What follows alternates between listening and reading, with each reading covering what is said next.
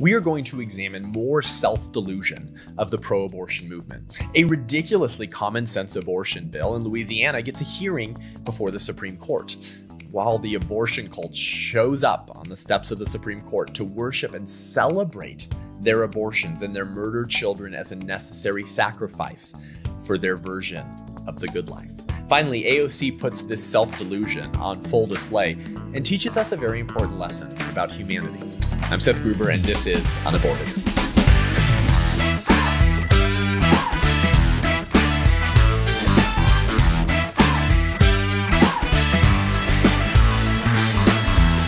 Welcome back to UnAborted with Seth Gruber. So one of the first, or actually the first, Supreme Court decision related to abortion since the nomination and appointment of Brett Kavanaugh has recently hit the Supreme Court. So on Wednesday, March 4th, the Supreme Court began hearing oral arguments on this Louisiana law that would require, if passed, that abortionists have admitting privileges at local hospitals. Now, this bill has been tried before in Texas several years ago and was shot down and described as unconstitutional because it creates an undue burden for a woman to get an abortion, which is, it's crazy if you think about it. It's undue burden to make sure that the abortionists who are performing a surgery on the killing of a child, that they should have the same medical requirements and standards as anyone else who would perform any other type of non-controversial surgery. But of course, the abortion industry is always interested in making sure that there are as few laws on the books as possible so that they can increase the amount of abortions and have nothing in the way from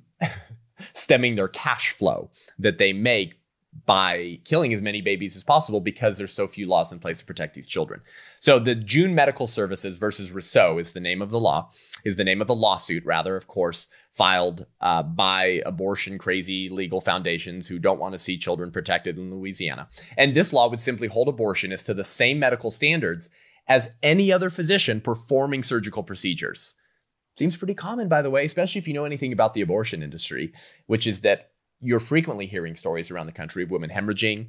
Some of them have died because they haven't made it to the hospital quickly enough to get the level of medical attention and care that they would need after having their body so significantly maligned and harmed through the abortion. And these admitting privileges would allow a woman to go directly to the hospital if she needs urgent care that in almost every circumstance, the abortion clinic is not equipped to give her.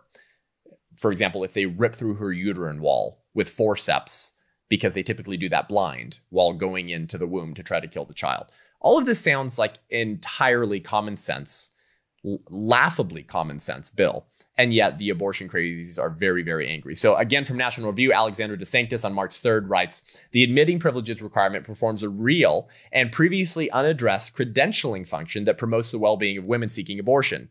The Fifth Circuit wrote in its opinion upholding the law right before it went to the Supreme Court. Public records and expert testimony have revealed that Louisiana abortion clinics, including June Medical Services, have failed to report possible rapes of minors, hired radiologists and ophthalmologists to perform abortions, and neglected basic medical practices such as failing to monitor the vital signs of sedated women. So June Medical Services has a history of botching it in their procedures that should protect the health of women. Another important detail in the case is that Louisiana's admitting privileges law treats abortion providers the same way that it treats all medical professionals who perform surgeries. State law requires all medical staff at ambulatory surgery centers to have admitting privileges at nearby hospitals, no matter what procedures they perform. The law in question merely requires abortion clinics to meet the same standards that every other licensed surgical facility in the state must meet. Abortion rights advocates lobbying against the law are essentially demanding that abortion providers be exempted from the safety standards properly applied to every other type of surgical medical procedure. Why would an industry that claims to prioritize women's health fight regulation aimed at ensuring that women who seek abortions can receive emergency care? What a great question. And of course, this does not restrict abortion in and of itself. If it might lead to the restricting of abortion, that doesn't say anything about the intent of the law. That just says something about the ability of the abortion industry to practice what they do for so long without any type of requirements to ensure the health of women. And if passing this law that ensures the health of women and puts better procedures in place to ensure that they can receive emergency care if needed is good in and of itself. And if it leads to the decrease of abortion, That should be something that the abortion industry and the Democratic Party is willing to live with as a necessary evil in their botched ideology in order to protect the health of women who might need emergency care. Wouldn't you think that would be reasonable? Of course. So the abortion serviles oppose this common sense bill for the same reasons, folks, that they oppose the Born Alive Abortion Survivors Protection Act. Why? It might make it harder for abortionists to operate, therefore hurting the industry and thus decreasing abortions. Anything that poses a threat to decreasing abortions is unacceptable, according to the left and the abortion industry. So if that means we don't condemn infanticide, because condemning infanticide plants moral premises in the law that might eventually lead to the protection of all life, then we're going to be opposed to that.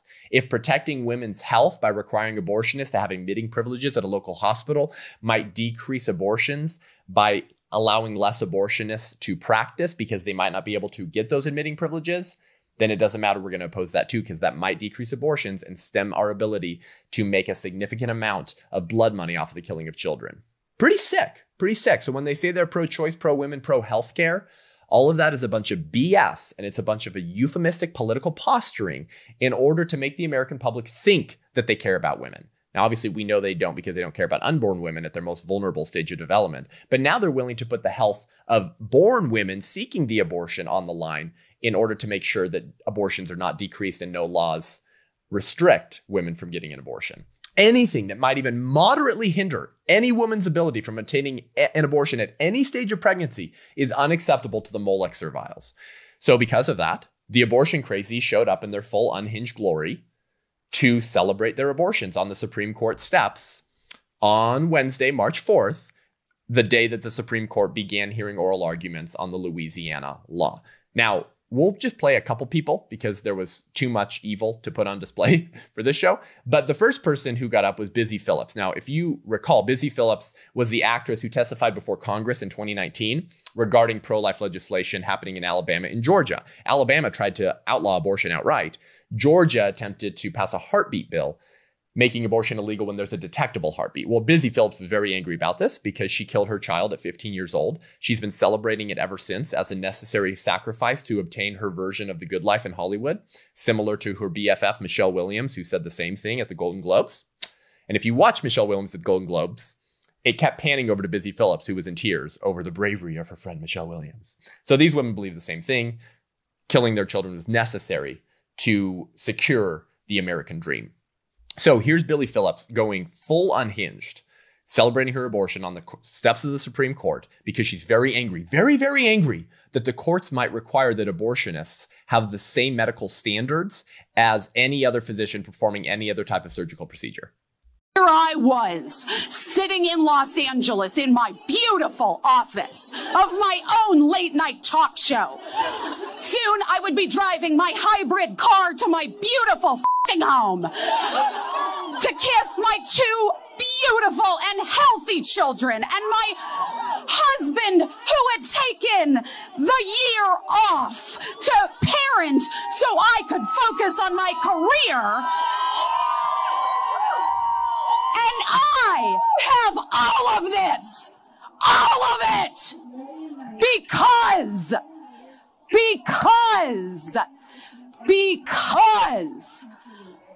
I was allowed bodily autonomy at 15. I will not be shamed into being quiet. We will not be shamed into being quiet. Never again. I will never stop talking about my abortion or my periods or my experiences in childbirth, my episiotomies, my yeast infections, or my ovulation that lines up with the moon. Jeez. Who are you trying to convince, lady? My goodness. Anytime anyone is that angry or that frustrated and animated defending any choice that they made in life, you can probably assume that they're not fully convinced that what they did was right. Right? And you've probably seen this in your own lifestyle, right? Maybe with your spouse or with a friend or with a sibling. When someone is defending something with such vitriol, with such anger, with such apologetic unapologetic energy, you can probably assume that they're trying to convince themselves that what they have done is not wrong. And they're begging for you to approve of them. They're begging of you to applaud their choices so they don't have to deal with the small but still voice in the back of their mind that spells a guilty conscience. This is the same pitch as Michelle Williams, isn't it? That the dismembered limbs of my murdered child were a necessary sacrifice to achieve and obtain my lavish lifestyle. My effing house, my effing kids, my beautiful life, my husband who stays home so that I can make the millions. All of this I was able to achieve by murdering my child. That's what Michelle Williams said, right? She said, this beautiful tapestry of my life, sometimes messy and sometimes beautiful, that I was able to paint, blah, blah, blah, blah, blah, blah. I'm rich, and I was only able to do this because I practice bodily autonomy. Busy Phillips is at least intellectually honest enough to use the word abortion, whereas Michelle Williams, if you recall, never said the word abortion in her Golden Globe speech. Busy Phillips is just a little bit more unapologetic. Look how angry they are. At what? At what? At the Supreme Court looking at overturning Roe versus Wade? At the Supreme Court looking at allowing Georgia or Alabama to ban abortions when there's a detectable heartbeat? No. At a law that's saying abortionists, like any other physician, ought to be held to the same medical requirements and standards as everyone else. And to ensure that women who might get injured during an abortion can efficiently and easily be transferred to the local hospital and taken care of.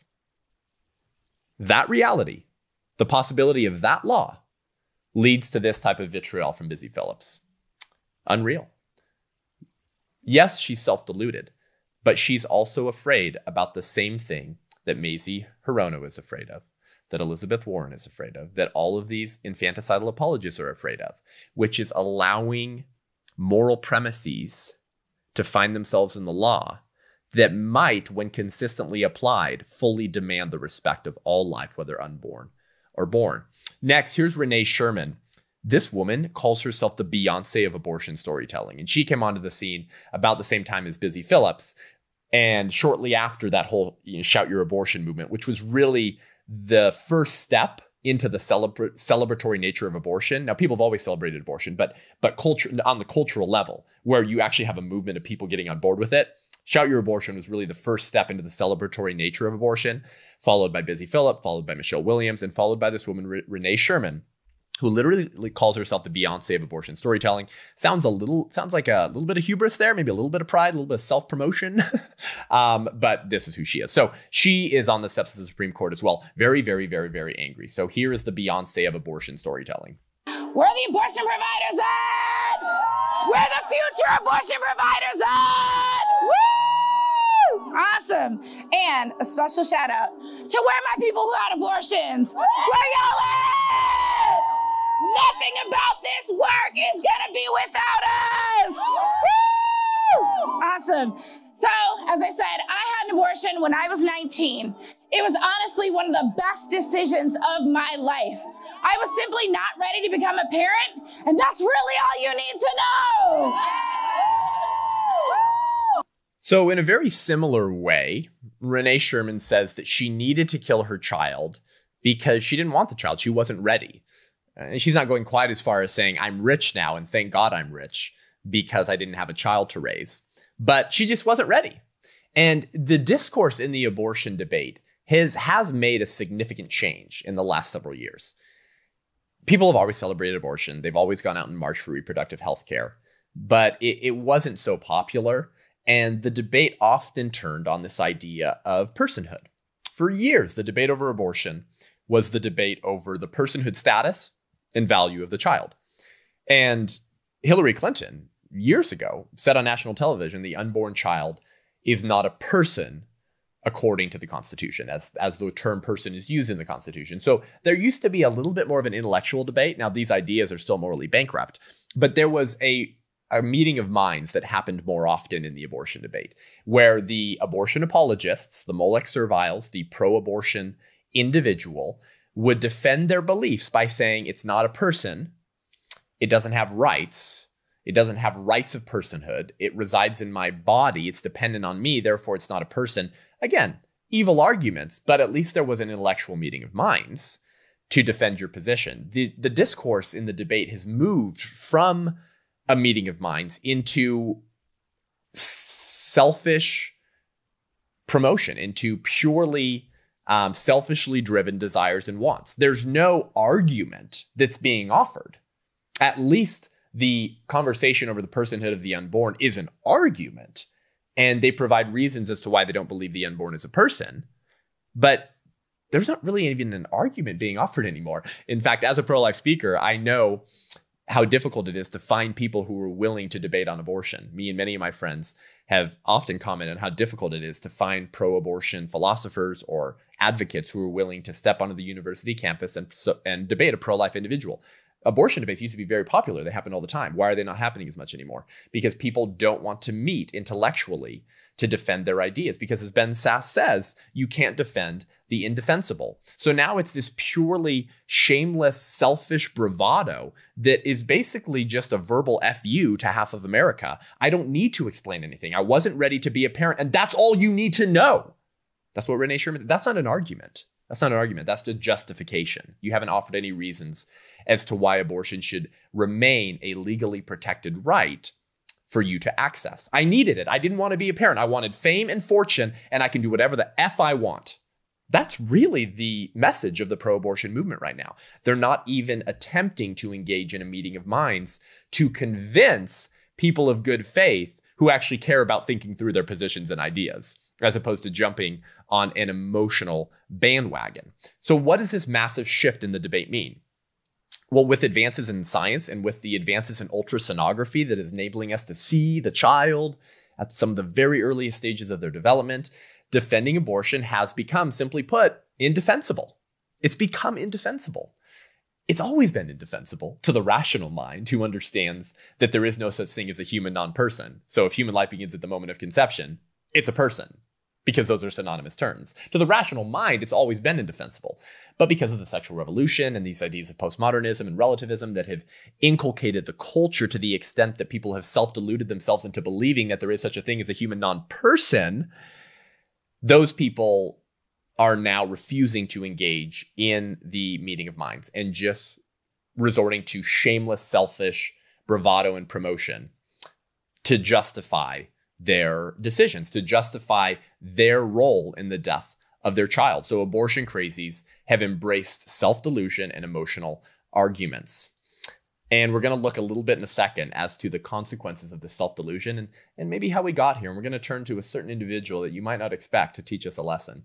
And that would be the individual AOC, the rabid anti-Semite and pro-abortion advocate who claims to be a person of faith, and recently complained to all of us about the historical use of religion to justify bigotry, which she finds very offensive as a person of faith. But first, I've teamed up with my new friend Sarah Vienna for a pro-life church tour. Sarah is an international speaker and singer who lives in Romania and works with orphans and rescues children and serves families.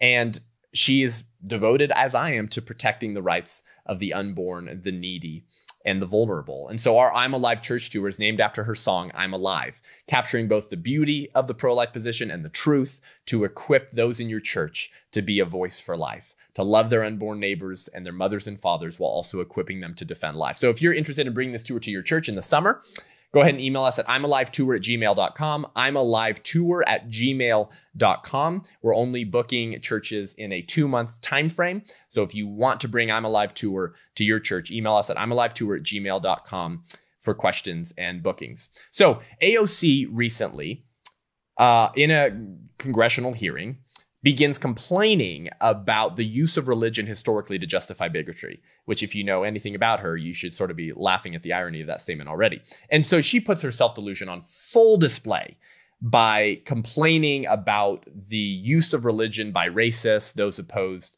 to racial equality, and those in the Holocaust to justify bigotry, because she says, as a woman of faith, I find that deeply disturbing. And we're going to look at the lesson AOC has to teach us about self-delusion and how perhaps so many members of our country have arrived in this position of self-delusion as it pertains to abortion. I'm experiencing this hearing and I'm struggling whether I respond or launch into this question as a legislator or from the perspective of a woman of faith, because I cannot, it's very difficult to sit here and listen to arguments in the long history of this country of using scripture and weaponizing and abusing scripture to justify bigotry.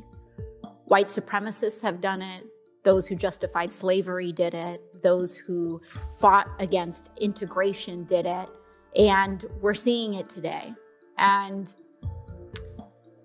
sometimes, especially in this body, I feel as though if Christ himself walked through these doors and said what he said thousands of years ago, that we should love our neighbor and our enemy, that we should welcome the stranger, fight for the least of us, that it is easier for a rich man, it's easier for a camel to go through the eye of a needle than for a rich man to get into a kingdom of heaven, he would be maligned as a radical and rejected from these doors. That's funny, right? This woman is literally a bigot. Bigotry is the discrimination against someone else for being different. This woman is a rabid anti-Semite who campaigns with people and is besties with people who literally call for the destruction of the state of Israel. She's pro-abortion through point of birth. There's nothing more bigoted than denying a human being the right to live for being different, for being unborn, for being more dependent, for being smaller, for being less developed, and for being located in an environment that you're currently not located in, but you used to be located in when you were an unborn human but weren't killed by your parents. She is a full-fledged bigot who discriminates against the unborn for being different. Oh, and as a woman of faith, I'm struggling on how to respond about the botchery of scripture used to justify bigotry. Well, if you're a woman of faith, then you're doing exactly what you're accusing everyone else of doing. And isn't this a hilarious observation of the left? They always do the very thing that they accuse others on the other side of the political aisle of doing. They are always guilty, nearly always guilty, of doing the exact things that they accuse their political opponents of doing.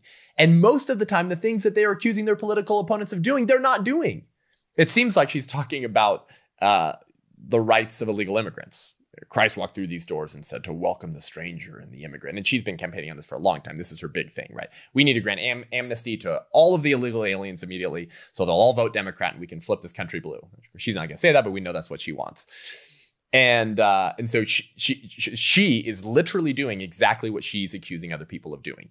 If she's a woman of faith, then she herself is creating a synthesis between using scripture and justifying her pro-abortion position and her hatred of Jews, because she's besties with Rashida Tlaib and Ilhan Omar, who literally hate Jews and want to see the destruction of the state of Israel. So she talks about a long history of using scripture to justify bigotry. White supremacists did it. Those who justified slavery did it. And apparently ageists like you do it too, AOC. You're an ageist. You discriminate against unborn human beings for being younger. Because I don't think you want to kill 1-year-olds or 5 months old. So you arbitrarily say children have value when they're born. Because why? They're a little bit older. So you're an ageist because you call for the murder and dismemberment of unborn humans because they're younger. So you use scripture to justify your form of bigotry, which happens to be ageism. And then she appeals to Christ. Oh, spare me. You would have murdered the prenatal Christ if you found yourself as a politician in the first century. You would have supported the right of Mary, who checked all of the abortion industry's checkboxes for their clients, for their prospects. Women with no career or job, a boyfriend or husband threatening to leave them, providing them with less ability to support themselves, and being incredibly young. Mary, the mother of Christ, meets nearly all of the Planned Parenthood checkboxes that they look for in young women to treat them like prospects. Spare me, AOC, your concern over people butchering the legacy of Christ to justify bigotry, while you currently do the same exact thing. And had you been protecting Roe versus Wade in the first century, apart from the sovereignty of Christ, you would have murdered the prenatal Christ, who apparently you think does have value because you call yourself a person of faith and you recite his words, but you don't think any other human beings created in his image who find themselves in a womb that Christ once found himself in have any value. My goodness. So AOC actually teaches us an important lesson here. She teaches us the lesson that ideas have consequences and bad ideas have victims. And when you embrace bad ideas long enough, you become self-deluded. That's the lesson AOC has for us here. She is as self-deluded as Busy Phillips and as Renee Beyonce abortion storyteller and as Bernie Sanders and as Elizabeth Warren and everyone else who knows that infanticide is wrong, but won't do anything to protect those infants because they can't allow anything to threaten the abortion industry, because they've self-deluded themselves into believing that the unborn is actually an example of a human non-person and is the property of their mother to treat however they want. Just like the plantation owners said they could treat African Americans however they want because they found themselves on their property. AOC teaches us a very important lesson here. Ideas don't happen in a vacuum, you see. Ideas shape us, they form us, they impact how we see the world. Ideas are like a secular liturgy that form us into the people that we'll be and the way that we choose to live our lives. Your ideas, or your worldview, let's call it, become the lens through which you see the world. And so if you hold bad ideas, then the lens through which you see the world will be a fantasy world that does not actually reflect objective reality. So if you wear fantasy lenses long enough, you'll begin believing that what you're seeing is reality. But it's not reality. It's a fantasy that you've convinced yourself is reality. I mean, this is pure Orwellian 1984, right? 2 + 2 is 5, 2 + 2 is 5, 2 + 2 is 5. And you would be treated by the government as a political dissident that they would violently mistreat if you didn't agree and believe yourself that 2 + 2 = 5. And now they do the same thing as it applies to abortion. These people are self-deluded to the extent that they actually believe what they're selling. These bad ideas have led to their self-delusion, and they're not even aware of the fact that the lens that they are wearing through which they see the world is more like a manipulated virtual reality than it actually is objective reality. So the self-delusion of the abortion crazies can take two forms. Self-delusion can either take the route of therapeutic self-delusion or honest self-delusion. Here's what I mean by that. Therapeutic self-delusion might be something like Busy Phillips is doing. Therapeutic self-delusion is the philosophical need that you have to convince yourself that what you did was right in order to salve your guilty conscience. Because that still small voice that says, what you did was wrong, you killed your child, is emotionally overwhelming if you allow that voice to gain volume. So therapeutic self-delusion is just the philosophical strategy of convincing yourself that the bad ideas you hold are actually good ideas. That vice is actually virtue because you cannot come to terms with the fact that you arranged the death of your child. But the problem is, if you maintain therapeutic self-delusion for too long, if you don't take those fantasy lenses off, you will begin believing what you sell. And that would be the other sort of self-delusion option here of the abortion left. That would be honest self-delusion. If you tell yourself a lie long enough and enough times, you'll actually believe it. People who fully believe what they're selling and they actually feel zero guilt about their abortion. They have deluded themselves that the bad ideas they initially adopted are now not just true, but they're righteous, they're pure, they're good, and they're worth defending. That's why someone like AOC can think that she is some type of salvific prophet in the realm and path of Christ who's calling out on bigots, who she accuses of using scripture to justify bigotry while she does the same thing. How could she do that? Because she's so self-deluded that she believes what she's selling. She doesn't even know that the lens that she's wearing are portraying a world to her that does not exist. You know, scripture says in Romans 1 that God gave them up in the lusts of their hearts to impurity, to the dishonoring of their bodies among themselves. What is more dishonoring of your body and the body inside you than getting an abortion? Because they exchanged the truth about God for a lie, a fantasy, a farce, and worshiped and served the creature rather than the creator. Abortion is the selfish service of self above God and anyone else in order to please your sexual appetite. Since they did not see fit to acknowledge God, God gave them up to a debased mind to do what ought not to be done. When you abandon the objective reality that we're all beholden to Eventually, God will give you up to the depravity and debaseness of your mind and of your thinking. And you will be walking around in a fantasy world and thinking that you're living in reality. Unfortunately, there's always hope for people. That's why Romans also says, do not conform to the pattern of this world, but be transformed by the renewing of your mind.